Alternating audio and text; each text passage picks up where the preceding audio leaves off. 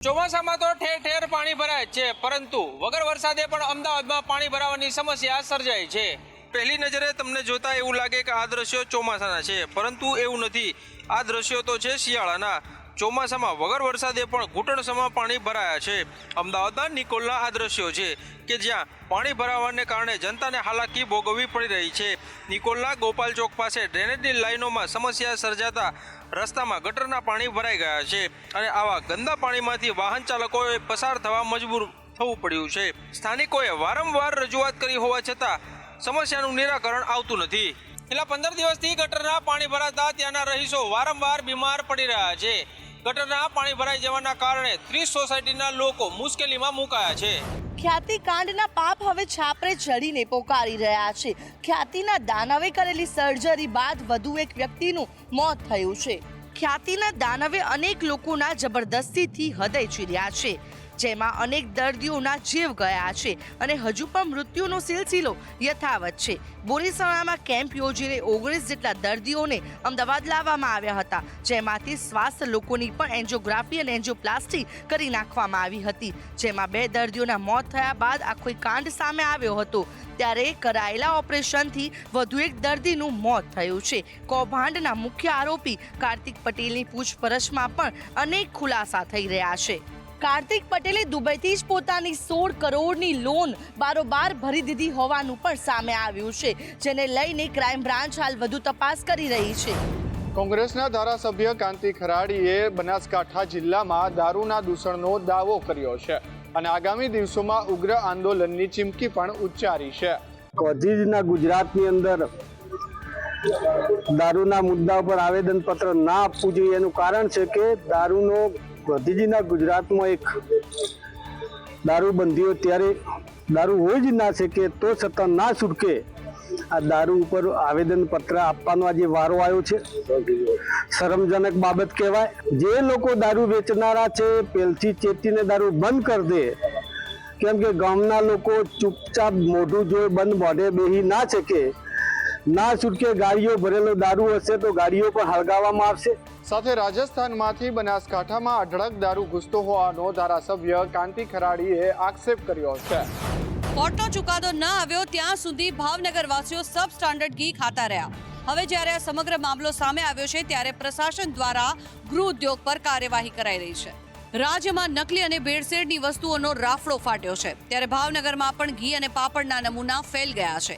ગઢિયા ગૃહ ઉદ્યોગના પ્રસંગ પાપડના નમૂના ફેલ થતા 60,000નો દંડ ફટકારવામાં આવ્યો છે, જ્યારે લૂઝ ઘીનો નમૂનો સબ સ્ટાન્ડર્ડ આવતા આ મામલો કોર્ટમાં પહોંચ્યો અને કોર્ટે 40,000નો દંડ ફટકાર્યો છે। રાધનપુરી બજારમાંથી ભાવનગર મનપાના ફૂડ વિભાગે નમૂના લીધા હતા। રિપોર્ટમાં ઘીના નમૂના સબ સ્ટાન્ડર્ડ આવતા કાર્યવાહી કરવામાં આવી છે। વેપારીઓ વધુ કમાણી કરવાની લાઈમાં ભેળસેળ કરી રહ્યા છે અને લોકોના સ્વાસ્થ્ય સાથે ચેડા કરી રહ્યા છે, ત્યારે આવા વેપારીઓની હવે લગામ ખેંચાવી જરૂરી છે। ગુજરાતમાં પ્રથમ વખત દારૂ બાદ બુલેટના સાયલેન્સર ઉપર રોડ રોલર ફેરવી નખાયું છે। રાજકોટમાં રોલો પાડવા માટે વાયુ પ્રદૂષણ ફેલાવનારા સામે પ્રથમ વખત આ પ્રકારની કાર્યવાહી થઈ છે। રાજકોટ પોલીસે છેલ્લા 10 દિવસમાં વાયુ પ્રદૂષણ ફેલાવનારા મોડિફાઈડ સાયલેન્સર વાળા 350 બુલેટ ડિટેન કર્યા।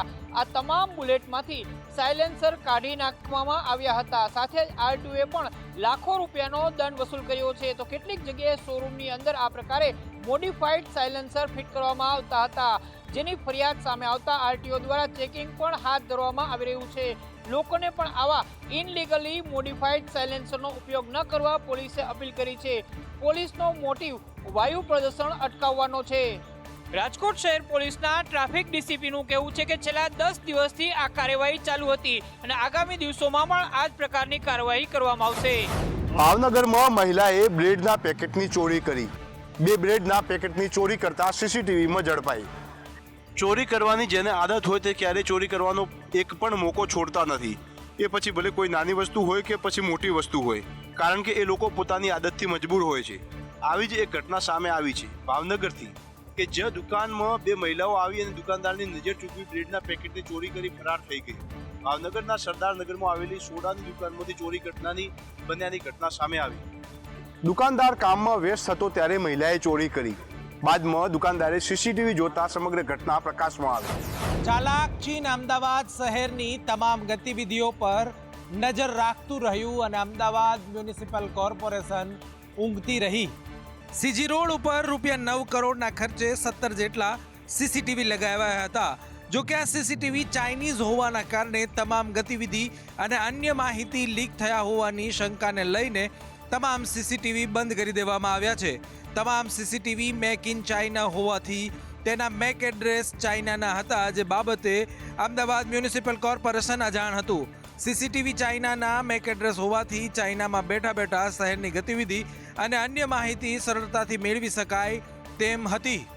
એએમસીએ સીસીટીવી પર કરેલો ખર્ચ પાણીમાં ગયો અને નવા સીસીટીવી ખરીદવા માટેનો ખર્ચ ખાતર પર દિવેલ સમાન સાબિત થશે.